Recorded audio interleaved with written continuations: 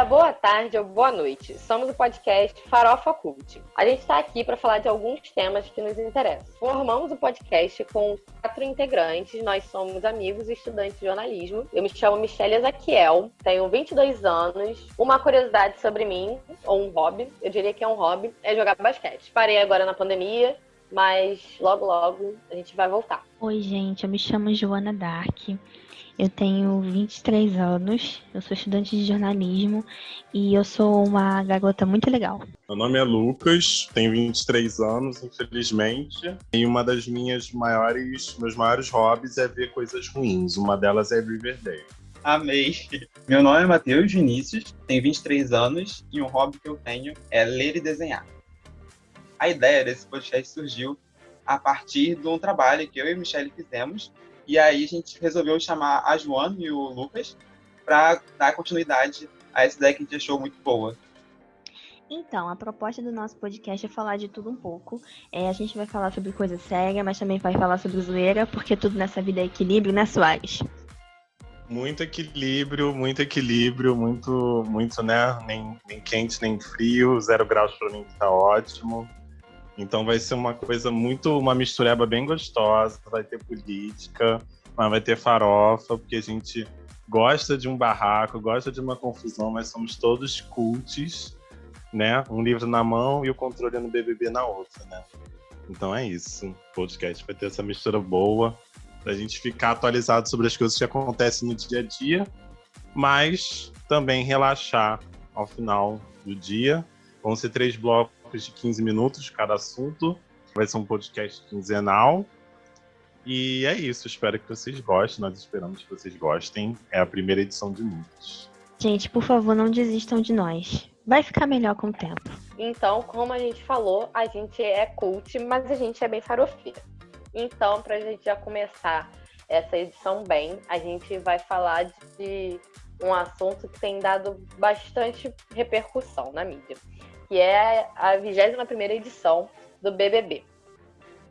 Essa edição começou com uma expectativa bem alta pela repercussão que teve a edição anterior. Só que essas expectativas não estão sendo tão boas quanto o público esperava, né? Tá rolando muita polêmica, não tá entregando tanto quanto pensamos. Que eu acho que todo mundo pensou que essa edição ia ser bem parecida com a do BBB 20.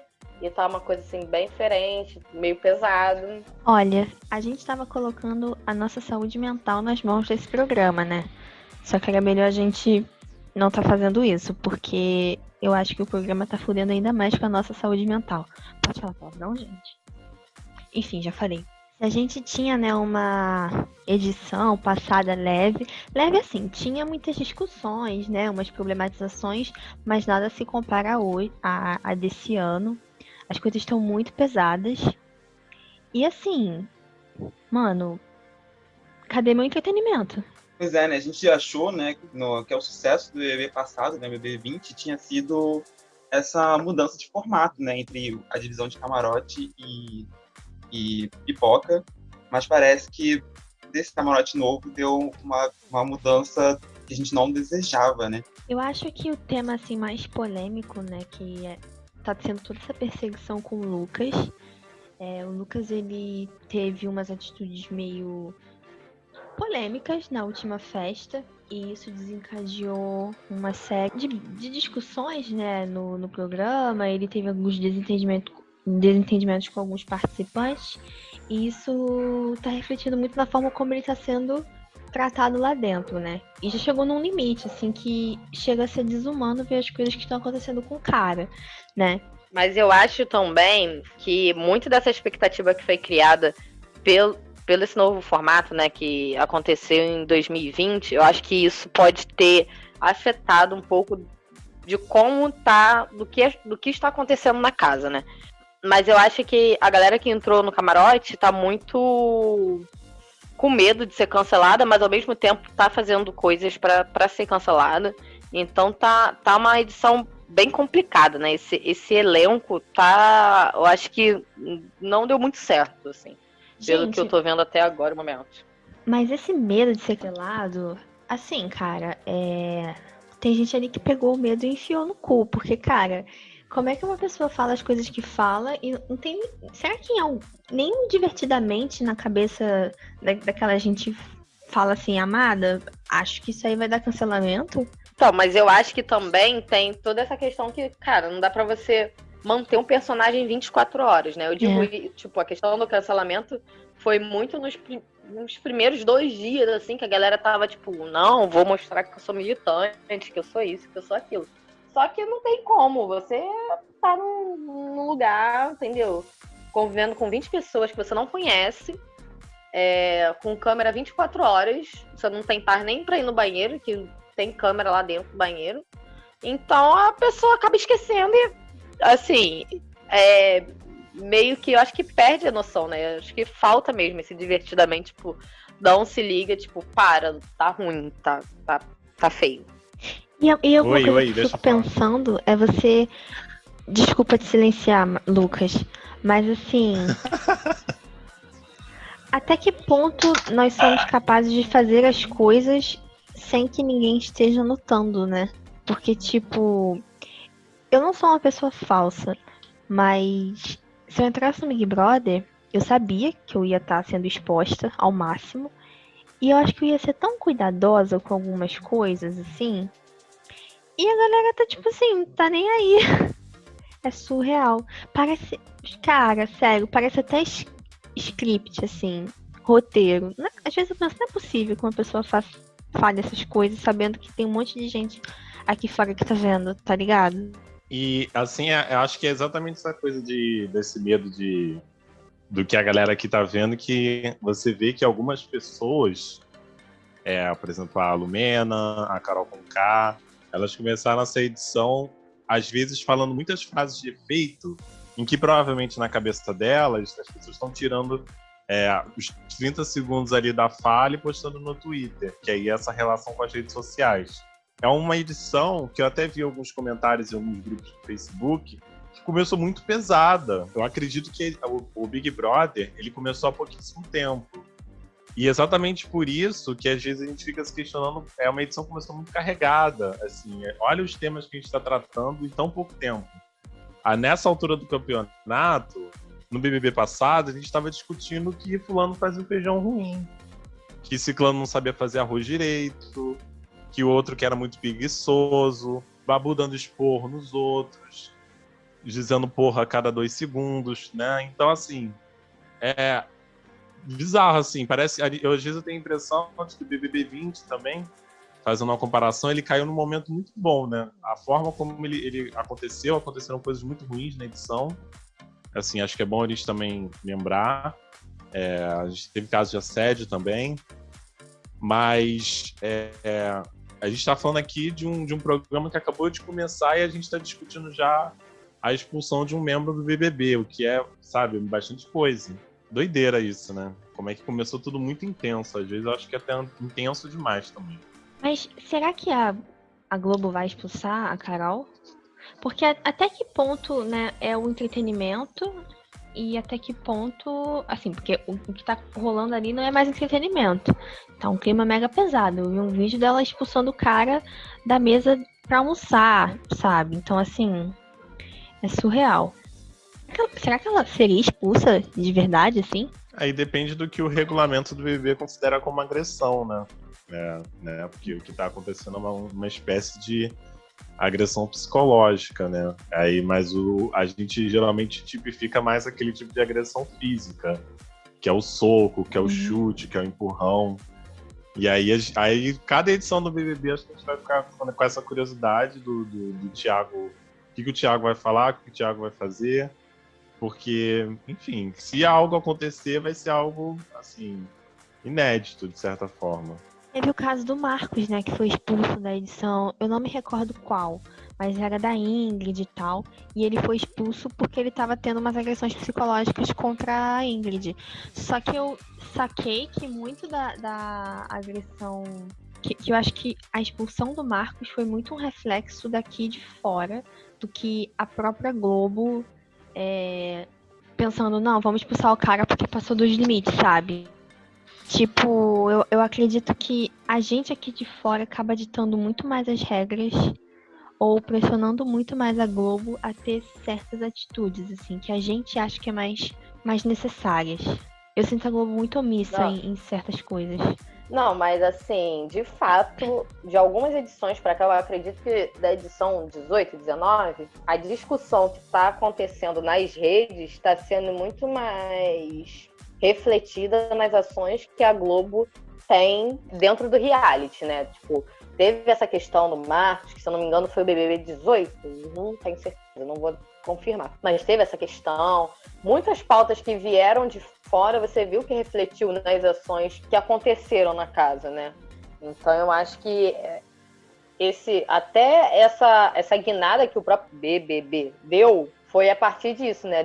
Deles terem um olhar mais atento para a discussão que está acontecendo dentro da casa e não só fazer um reality naquele formato de sempre, porque é aquela receita de bolo. Então, não, vamos mudar porque as pessoas querem outro resultado, né? Mesmo sendo entretenimento, as pessoas criam expectativas sobre aquilo. Então, eu acho que veio muito disso também. E é um entretenimento que gera discussão, né? Porque não é de hoje que o BBB gera discussão, assim. É desde muito tempo, assim. A cada edição sempre tem um bafão que movimenta as redes, movimenta as rodas de conversa.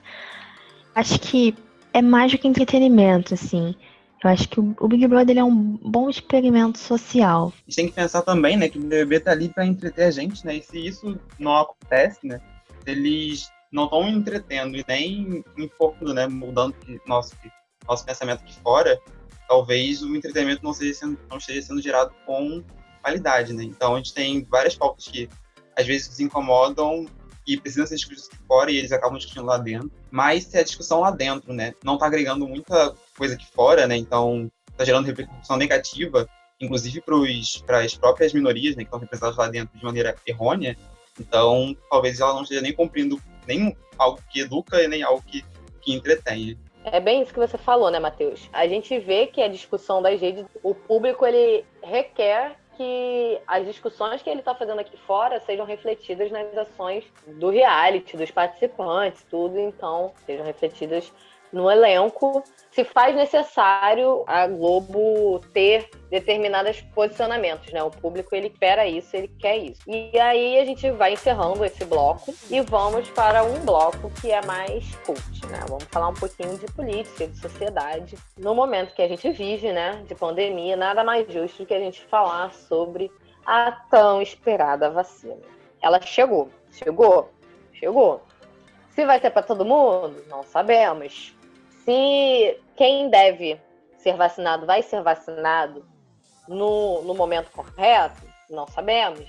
Temos aí muitas polêmicas em relação a quem é verdadeiramente linha de frente, quem deve ser grupo prioritário.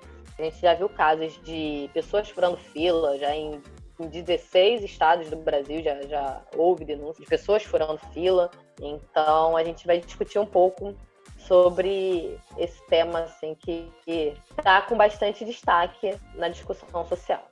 E aí a gente vê, né, a gente está nesse momento da vacina, né, que os idosos já começaram a tomar vacina e os profissionais da rede pública e particular de saúde também já estão sendo vacinados para se protegerem, né, do coronavírus. Mas a gente tem ainda muitas denúncias, né, de pessoas que estão furando e isso é considerado crime, né, essa questão de você furar a fila, cumpre pelo menos uns 14 tipos diferentes, né, de criminalidade, né? Então, isso atrapalha muito nessa parte da distribuição, já que a gente tem pouca vacina e na velocidade que a gente também está vacinando também não está a favor da gente. Esses casos de fura-fila só pioram a nossa situação.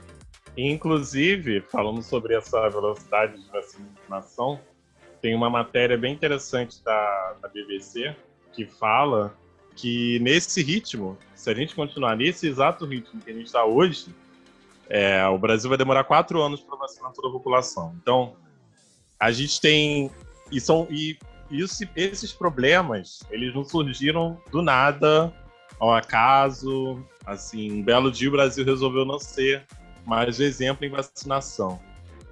São vários erros de logística, desde empresa privatizada na época do governo do Temer, que lidava há 20 anos com a distribuição das vacinas no Brasil, passando pelo Bolsonaro arranjando briga com países que fornecem o princípio ativo, né, o IFA, e uma má vontade do governo, né? Então você tem o caldeirão perfeito para tudo dar errado e tá dando errado, né? A vacinação está acontecendo num ritmo muito lento, longe do que era esperado. As metas de vacinação por mês de pessoas não estão sendo cumpridas. E aí a gente tem um cenário assim muito muito doido assim, até de um certo despreparo na hora de vacinar, né? Você teve o caso aí do desperdício das vacinas aqui no Rio de Janeiro e em outros estados do Brasil, em que os profissionais da saúde acabavam abrindo, né, a embalagem da vacina no final do dia ou perto do fim do dia, e aí como não apareciam outras pessoas para vacinar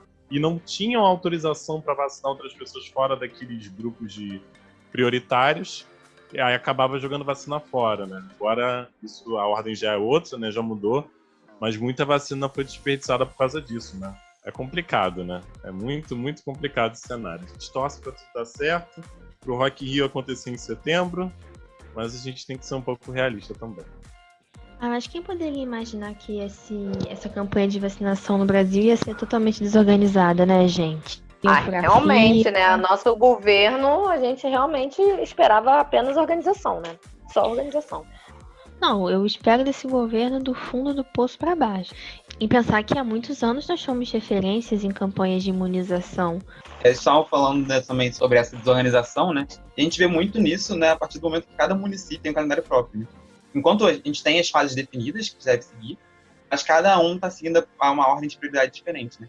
Enquanto a gente aqui no Rio, né, começou a vacinar pessoas por volta de 90, 100 anos e caindo até 80 anos ao longo das semanas, em fevereiro, né, tem estados que já começaram a vacinar os idosos na semana anterior ou desde o começo. Então, cada município seguindo um caminho diferente, cada governo seguindo um caminho diferente, também trabalha muito nessa comunicação, não tendo uma comunicação federal vindo para os estados de como lidar com isso, né? E aí a gente vê como reflexo dessa desorganização pessoas furando fila, né? Pessoas que não são um grupo prioritário de forma alguma, tomando vacina. Essas pessoas esquecem de um pequeno detalhe. Essas pessoas que estão furando fila, elas estão cometendo crime. Elas podem responder por 14 crimes diferentes, segundo o Ministério Público de Pernambuco, que vai desde abuso de autoridade a roubo, furto e receptação. Então é bem complicado isso. É uma foto do que a gente está vivendo politicamente no Brasil ultimamente. Uma bagunça isso. Ao ponto de uma piada pronta, né, que foi o Carlinhos Maia anunciando que ele tinha sido convidado pelo governo de Alagoas para ser o primeiro vacinado do estado, como uma campanha, né, como se fosse uma campanha de influenciadores, né, como se ele estivesse vendendo alguma coisa ali que eu não entendi por que um governo faria isso. Mas, logo em seguida, ele foi desmentido, que a conta do Twitter do governo informou que não tinha convidado ninguém e que ia respeitar a prioridade dos grupos. Né? Tanto que agora ele foi intimado, né, a prestar declarações, né, do que ele falou. O próprio prefeito também de Maceió também foi intimado. É bom que a gente vê um pouco de esperança de luz no fim do túnel, né, com essas intimações.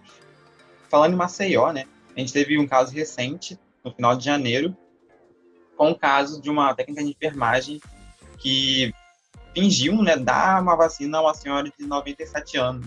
A família ficou feliz, né, ao momento da vacinação, mas descobriu-se depois, né, vendo o vídeo, que essa vacinação não aconteceu, né? Ela apenas fingiu ter vacinado. A Secretaria Municipal, né, garantiu que poderia ter ocorrido uma falha humana, mas logo que abriu a investigação, descobriu-se que ocorreu um desvio ali, né? Ela é suspeita de participar de um desvio dessa vacinação, né? Então é mais uma da lista dos crimes possíveis que as pessoas estão infligindo a partir da vacinação. A gente também teve outros casos, né, de pessoas que estão invalidando, né, o processo da vacinação, né? Então, tem gente que fala que tomou água em vez de fato, falar que tomou vacina. Tem gente que descredibiliza a vacina em si, mesmo tendo tomado. Então, tudo isso corrobora para o cenário bem negativo que a gente está hoje em relação à vacina, né? Agora, no início de fevereiro, a gente está na lista em 42º a lista dos países que deram vacinação, né? Então a gente está bem abaixo do que a gente esperava. De quem é o interesse, né, de que a gente tenha uma campanha de vacinação tão precária e tão ineficiente, né? Porque já foi um parto para essas vacinas saírem, né? E agora todo esse caos.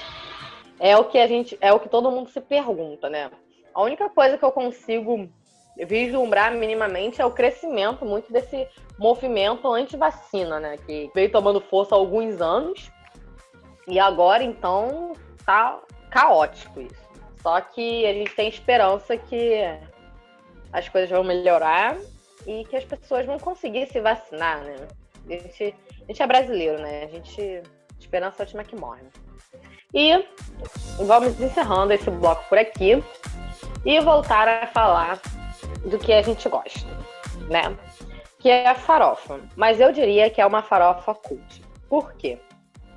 Netflix lançou Fate, a saga Winx. Gente, eu só sei cantar.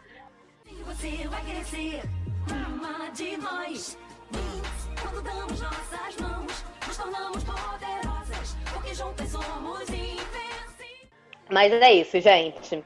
Essa série de desenho animado que marcou a infância de muitas pessoas, inclusive a minha. Michelle que vos fala era a Flora, né, gente? Maravilhosa, aquela menina sensata. Calma, talvez não seja, mas eu era a Flora. E é isso, né? A gente vai conversar um pouco sobre essa série que trouxe um momento de nostalgia para todo mundo. A dúvida, né, Michelle, se ela trouxe a nostalgia ou não, né? Porque assistindo a gente não sabe se a gente sentiu nostalgia que a gente sentia quando assistia a série animada. Para expectativa, né? Porque a Netflix anunciou que ia ser um tanto quanto diferente, os produtores anunciaram que ia ser um tanto quanto diferente. Mas tem essa. Mesmo assim, a gente espera pelo menos ou a música fosse usada, ou algumas cenas, tipo assim, relembradas, mas não é o que acontece, né? Assistindo Fate. Não que a série seja ruim, né? Inclusive, eu quero a segunda temporada. Mas tem essa quebra de expectativa. Realmente não foi aquilo, né? As fadinhas voando, elas cantando ali, né? Para se transformar em fada. Mas devo dizer, eu, como uma pessoa que de vez em quando coloca o Winx para assistir, cara, só vendo a pessoa ali sendo chamada de Estela, a Bloom chegando em Alfeia, gente, chorei. Sou uma pessoa emocionada, gente. Sou uma pessoa emocionada. Eu acho que o principal ponto acho que é esse. Porque o objetivo central dessa série foi pegar esse público que hoje está lá com seus 20 e poucos anos, 30 e poucos anos, que viu a animação original quando era mais novo, mas ao mesmo tempo pegar uma galera mais jovem, trazendo... Enfim, querendo ou não, Riverdale é uma referência. Trazendo uma Riverdale com o Winx ali, porque você tem na série questões de descoberta da sexualidade, você tem questões de drogas, então você mistura o útil ao agradável, você abraça esse público todo, e como resultado a gente teve aí, né, uma das séries mais assistidas do momento, né, na semana que foi lançada, foi um sucesso total de audiência e tudo mais. Mas para além disso, em questão de qualidade de série, eu não acho que a série em qualquer momento prometeu mais do que aquilo que entregou. É uma farofa, é um conteúdo para você ver rapidamente. São 6 episódios rápidos, que se resolvem logo.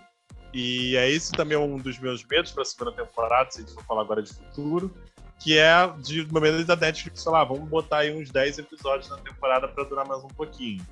Porque eu acho que esse formato funciona bastante. Não, só queria te corrigir, amigo, porque não é apenas uma farofa, é uma farofa cult. Eu defendo isso. Só queria deixar isso claro.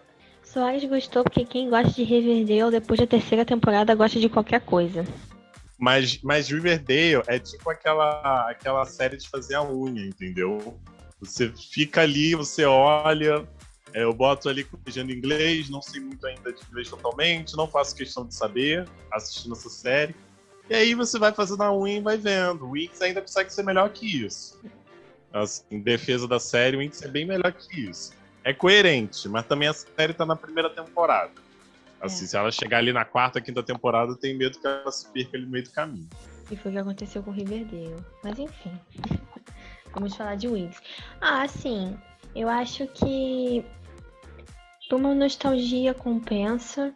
Eu gostei de que eles não fizeram nada muito, sei lá, nada além do que eu esperava. Eles não tornaram uma coisa mais séria, mais madura nem nada, assim. Acho que quem cresceu assistindo o desenho vai gostar, porque não tá bobo, mas também não tá aquela coisa mega madura, sombria, que acontece às vezes com algumas adaptações live action, né? Bom, essa foi a minha percepção.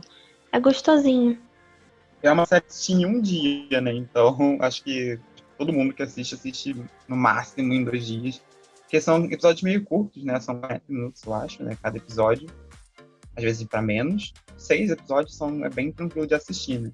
Eu acredito também que o sucesso, né, da saga Fate, né, vem exatamente das baixas expectativas, né? A gente teve um processo meio conturbado da escolha das fadas, né?